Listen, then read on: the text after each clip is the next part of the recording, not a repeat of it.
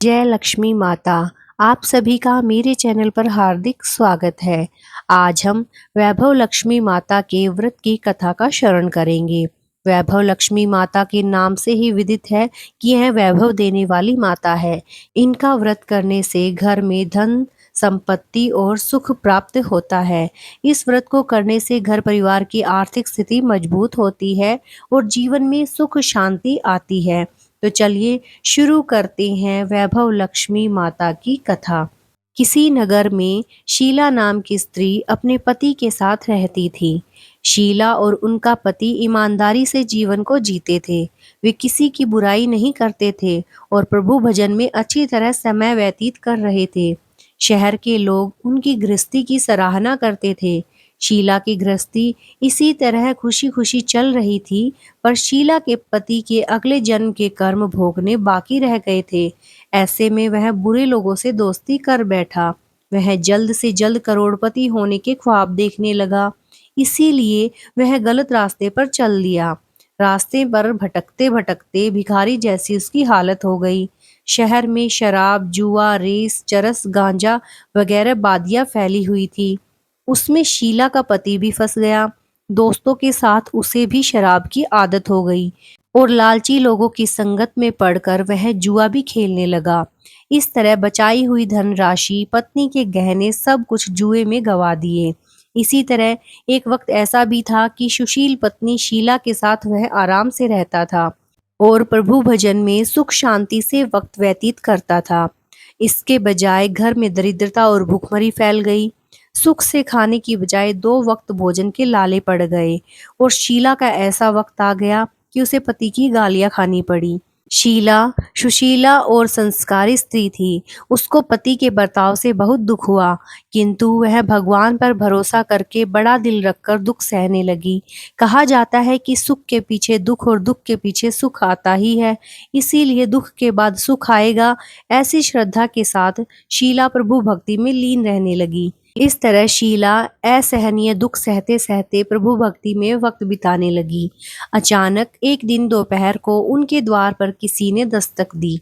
शीला सोच में पड़ गई कि मुझ जैसी गरीब के घर इस समय कौन आया होगा। फिर भी द्वार पर आए हुए अतिथि का आदर करना चाहिए। ऐसे आर्य धर्म के संस्कार वाली शीला ने खड़े होकर द्वार खोला। देखा तो सामने एक माजी खड़ी थी। वे बड़ी उम्र की लगती थी, किंतु उनके चेहरे पर अलौकिक तेज निखर रहा था। उनकी आंखों में मानो अमृत बह रहा था। उनका भव्य चेहरा करुणा और प्यार से छलकता था। उनको देखते ही शीला के मन में अपार शांति छा गई। वैसे शीला इस माजी को पहचानती नहीं थी, फिर भी उनको देखकर शीला के रोम रोम में आनंद छा गया। शीला माजी को आदर के साथ घर में बिठाने लगी। घर में बिठाने के लिए कुछ भी नहीं था, अतः शीला ने सकुचा कर फटी हुई चद्दर पर उनको बिठाया। माजी ने कहा, क्यों शीला, मुझे पहचाना नहीं? शीला ने सकुचाकर कहा, माँ, आपको देखते ही बहुत खुशी हो रही है, बहुत शांति हो रही है। ऐसा लगता है कि मैं बहुत दिनों से जिसे ढूंढ रही थी आप ही हो, पर आपको पहचान नहीं सकती। माजी ने कहा, क्यों मुझे भूल गई?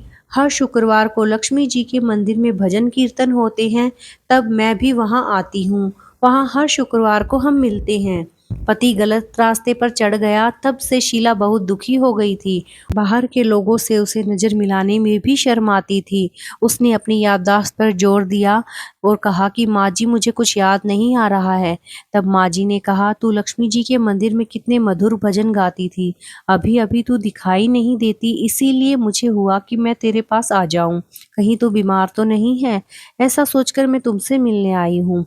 माँ जी के अति प्रेम भरे शब्दों से शीला का हृदय पिघल गया। उसकी आंख में आंसू आ गए। माँ जी के सामने वह बिलक बिलक कर रोने लगी। वह देखकर माँ जी शीला के सिर पर हाथ फेरने लगी।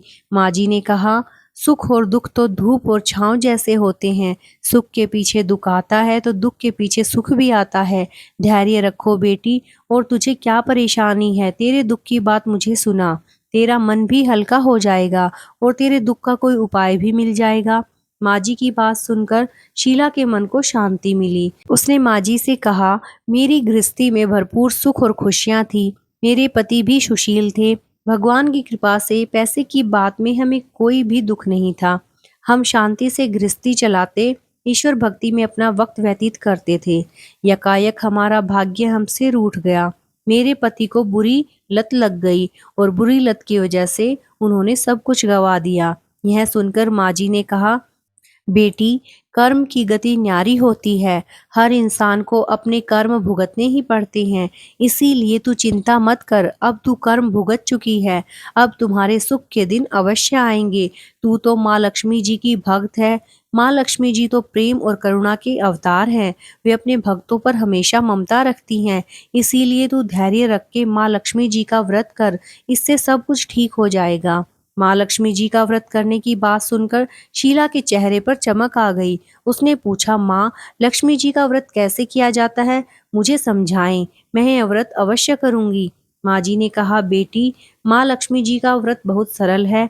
उसे वर लक्ष्मी व्रत या वैभव लक्ष्मी व्रत कहा जाता है। इस व्रत के करने से सभी मनोकामनाएं पूर्ण होती हैं और सुख संपत्ति और यश प्राप्त होता है।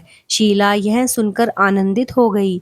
शीला ने संकल्प करके आंखें खोली तो सामने कोई न था।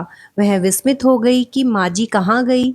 शीला को तत्काल यह समझते देर न लगी कि माँ जी और कोई नहीं, साक्षात लक्ष्मी जी ही थी। दूसरे दिन शुक्रवार था। सुबह सुबह स्नान करके स्वच्छ कपड़े पहनकर शीला ने माँ जी द्वारा बताई विधि से पूरे मन से व्रत किया। आखिरी में प्रसाद वितरित हुआ। यह प्रसाद पहले पति को खिलाया। प्रसाद खाते ही पति के स्वभाव में फर्क पड़ गया। उस दिन उसने शीला को मारा नहीं, सताया भी नहीं। शीला को बहुत आनंद हुआ। उनके मन में वैभव लक्ष्मी व्रत के लिए श्रद्धा बढ़ गई। शीला ने पूर्ण श्रद्धा भक्ति से 21 शुक्रवार तक वैभव लक्ष्मी व्रत किया। 21वें शुक्रवार को माँ जी के कहे मुताबिक उद्यापन विधि करके 7 स्त्रियों को वैभव लक्ष्मी व्रत की 7 पुस्तकें उपहार में दी। फिर माता जी के धन लक्ष्मी स्वरूप की छवि को वंदन करके भाव से मन ही मन प्रार्थना करने लगी, हे माँ धन लक्ष्मी, मैंने आपकी वैभव लक्ष्मी व्रत करने की मन्नत मानी थी। यह व्रत आज पूर्ण किया है। हे माँ, मेरी हर विपत्ति दूर करो, हमारा सबका कल्याण करो। जिसे संतान न हो उसे संतान देना, सौभाग्यवती स्त्री का सौभाग्य अखंड रखना, कुंवारी लड़की को मन भावन पति देना।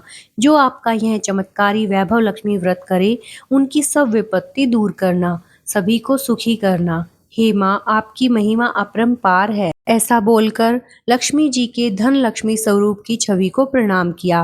व्रत के प्रभाव से शीला का पति अच्छा आदमी बन गया और कड़ी मेहनत करके व्यवसाय करने लगा। उसने तुरंत शीला के गिरवी रखे गहने छुड़ा लिए। घर में धन की बाढ़ सी आ गई। घर में पहले जैसी सुख शांति छा गई। वैभव लक्ष्मी का प्रभाव देखकर मोहल्ले की दूसरी स्त्रियां भी विधि पूर्वक वैभव लक्ष्मी व्रत करने लगी। 7, 11 या 21 जितने भी शुक्रवारों की मन्नत मांगी हो, उतने शुक्रवार तक यह व्रत पूरी श्रद्धा तथा भावना के साथ करना चाहिए। आखिरी शुक्रवार को इसका शास्त्रीय विधि के अनुसार उद्यापन करना चाहिए। आखिरी शुक्रवार को प्रसाद के लिए खीर बनानी चाहिए। जिस प्रकार हर शुक्रवार को हम पूजन करते हैं, वैसे ही करना चाहिए। पूजन के बाद माँ के सामने एक श्रीफल फोड़े, फिर कम से कम 7 कुंवारी कन्याओं या सौभाग्यशाली स्त्रियों को कुमकुम का तिलक लगाकर माँ वैभव लक्ष्मी व्रत कथा की पुस्तक की एक एक प्रति उपहार में देनी चाहिए और सबको खीर का प्रसाद देना चाहिए। इसके बाद माँ लक्ष्मी जी को श्रद्धा सहित प्रणाम करना चाहिए। जय माता वैभव लक्ष्मी। और भी ऐसी व्रत कथाएं सुनने के लिए और व्रत से संबंधित वीडियोस देखने के लिए मेरे चैनल को लाइक, सब्सक्राइब और शेयर करें। माँ धन लक्ष्मी की कृपा आप सब पर बनी रहे। जय माता दी।